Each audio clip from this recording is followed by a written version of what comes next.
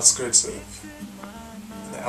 of the small towns. You come around the bend, you go through the shopping malls, back out from the city, down the twirling, skidding paths of outskirts of deep Middle England, and you end up at Sweet Leah's place.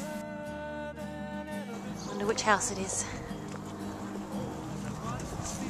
We'd just played Nottingham the night before. We stayed in Birmingham and we were driving to Brighton. It was David's idea to stop off on the way and surprise Leah. And we weren't sure what we was going to do.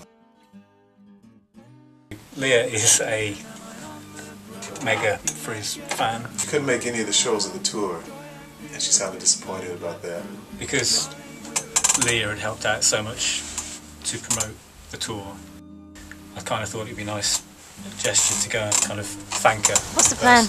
We're en route to Brighton, Frizz Records gang, but making a slight detour in Northampton to thank a very lucky lady who's going to be treated to her special private performance. Yeah. The element of surprise was making us all kind of giggly and dizzy. He sang and played Mr. Wise on the guitar, but he changed the lyrics to incorporate a thank you to Leah for being such a great fan. Oh shit! Hello. Oh my god! Open the door! Because we thought we'd thank you for all your support. She opened the door and then immediately shut it again in our faces, and you could just hear this squealing and screaming.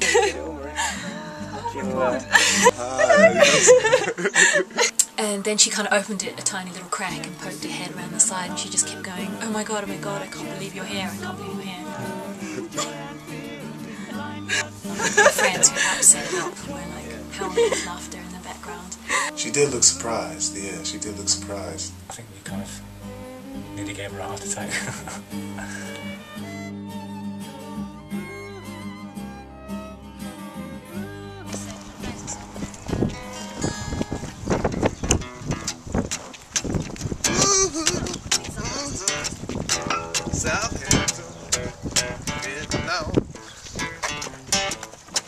Southampton,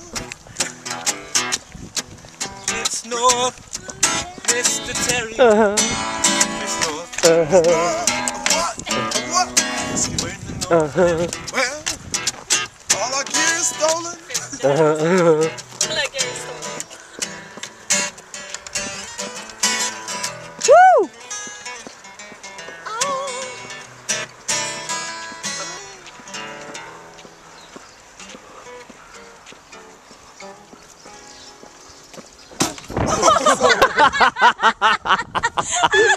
Oh my god! Woo! That's crazy. Sorry, I was too busy filming you. It was nice to meet her after, being a Twitter fan, because all the cyberspace friend stuff is kind of lonely sometimes. Sometimes you just want to meet someone in person and just get a hug. And I hope she can make this show this year, this tour, because I like to sing to her too. 1, 2, 3, 4.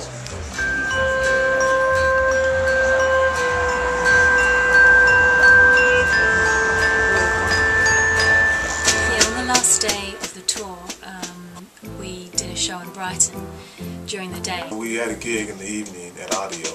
We did a show during the day on the seafront. We played for some of the Hudson fans that were there to see Mr. Hudson. We gave them a special concert. It turned out really nice, actually. They were really into it. Basically just unamplified acoustic guitars. Mr. Wise, he's a funny guy. He wakes me before I'm due to get up, but that's fine. Every day should be lost to the evening before it sings. think a certain Raphael man accompanied me on impromptu snare, and everyone had a time.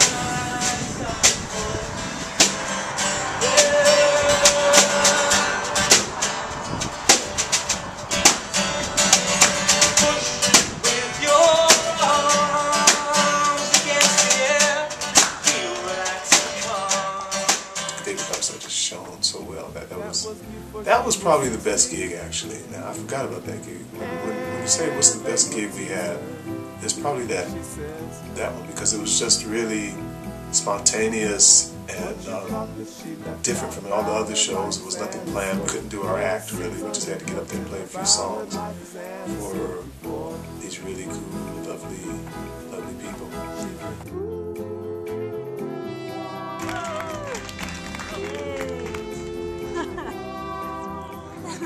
Brighton's very special to me because I feel like it's like the San Francisco of England. It's got such an alternative culture there, such a potential. And yeah, Brighton was a nice place to end the tour because everyone got a little suntan, and it was a nice, beautiful summer's day.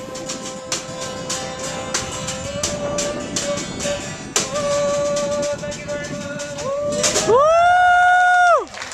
Yeah!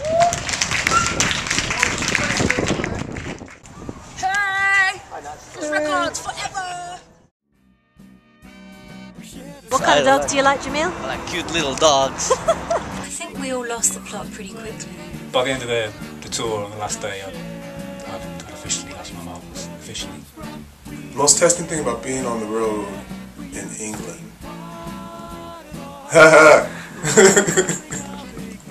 was all the beautiful fine girls that came and said hello late at night, and all the lonely people. Where do they all come from? No, that wasn't testing. That's the thing, they're all pretty mad, so it's really difficult to say. I'd say they all pretty much cracked from day one, actually. You can't ask that. The most testing thing is, I suppose, to be honest, is the financial challenges that we have today. I hate to be so real about it, but that's really what it comes down to, you know. But the most testing thing about being on the road, I think, is the long driving. Okay, the most testing thing about being on the road is what music to listen to. That's when you really find out the people you're working with, what you have in common musically. And of course, if you're not a driver, you have to let the drivers choose the music that they love. And I can't remember some of the stuff. None of it was bad, but some of it was the stuff it was a test to see if I could really get into it, you know. So one of the hardest things about being on tour, I think, was having to plan when you're going to eat, trying to find something healthy to eat, which is often not possible. Food on the road was trippy. The thing that was probably the most challenging thing about being on the road was going into those expensive one-stops on the road. Because once you're on the road, they know you can't go any other place. If you don't find a Marks & Spencer, it can be tough finding someplace to eat. I mean, even to get a bag of chips can be tough. Art Terry, and I can remember one particular incident when Art was looking for food inside our services. David was, you know, wandering around in like a hazy glow thing, seeing memories in every corner, and Art basically just kept pacing up and down to all the different food stalls and lamenting the lack of fresh fruit and vegetables, and at the price of sandwiches. Art just kept walking back and forth past us, indecisive, frustrated. Art Terry, last day of tour, what do you reckon? I love the tour, yeah. I love the tour. All the expensive sandwiches, £3.50 for a sandwich. What's in it? Nothing but Gold. wheat. Gold dust. Wheat. Oh yeah, your favourite. So how long did it take you to pick that sandwich? Dairy. Yeah, how long did it take you to choose the sandwich? How long did it take you to choose that? Well, there's 3 shops, you know. So. Hang on, let's have a look at this sandwich. Oh my god, what is in there? See, I'm wheat-free, dairy-free, sugar-free, meat-free. I'm everything-free diet. And you go into some places and they just got like sandwiches, you know. And the sandwiches, even if I say, okay, I can have a wheat sandwich, right? I can have an egg sandwich, or I ate fish. I can have a prawn mayonnaise sandwich. It's like £5 for a sandwich. That's $9, man, in America. $9 for a cheap sandwich, okay? Last day of tour. How are you guys feeling? Good. Jamil? Good. That's great. Enjoying the driving? Enjoying everything. David? Feeling wide awake. Yeah, you're looking it.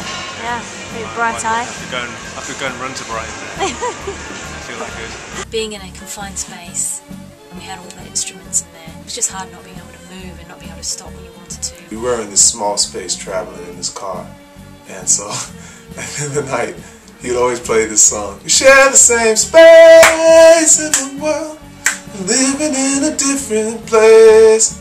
And we just all, it would be like we'd all be singing that together, and that was like our theme song for the tour. I think I probably stayed the sanest the whole way through, as Coffee said, as the tour manager. So who knows what's going to happen in November? It's going to be autumn, isn't it? So it's going to be all dark and cold, and there's going to be no sunshine or, you know, nice warm weather to kind of keep us jollified. So we might end up coming back kind of being hairy, grumpy autumn monsters. I don't know. It was really fun, you know. It was really fun. It was springtime, and it's always lovely being with someone as lovely as Maree, Choie. Everybody, I think, wanted to be a part of whatever she's a part of, because her vibes are always so special. I really think I'll look back on that as an unforgettable situation.